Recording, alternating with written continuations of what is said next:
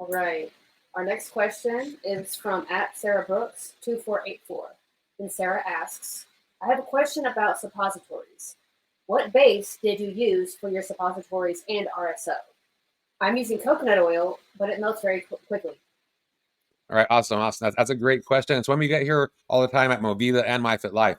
So coconut oil is not what you want to use, because coconut oil has a melting point at 76 degrees. So once it hits 76 degrees, it's going to liquefy, literally. So if you're going to use something that's coconut based, what is used is coconut butter, and because it's more shelf stable at room temperature.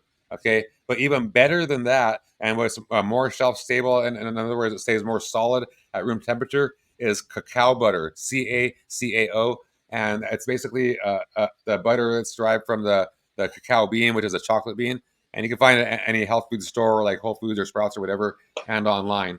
So those are the two options that are better than coconut oil, much better. And excuse me, for those that aren't aware, suppositories are they're a way of ingesting the RSO, or the full extract cannabis oil, rectally, through your bum instead of orally. And there's a number of reasons why people do that. And there's molds that you could buy, just like ice cube molds off of Amazon or the internet, and you put the cacao butter or the coconut butter into those molds, and then inject the amount of RSO that you want in there.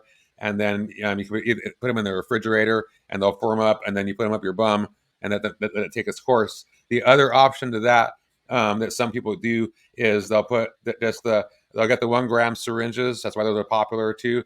And they'll just put it up their bum and just squeeze what they want up there. And especially if you're doing the whole gram, you just squeeze that whole thing up, in their bum, and then just do that route, because it's sort of like a path to least resistance. And an example of that is, we have a chiropractor that works with us, and he personally does it for his gout, and he does it for the long haul. He buys 60-gram kits, so 60 grams at a time, because just to save money. And he does it that way, because he used to do it with the suppositories, but he's been doing it for so long. He just does it, just puts it out there, because path of least resistance, because he's been doing it so long. But again, just to reiterate, don't use coconut oil for suppositories. Rather use coconut butter, or better yet, cacao butter. And then you could also just put the 1 gram syringe up your bum and put it up that way. Does that make sense? Yes, thank you.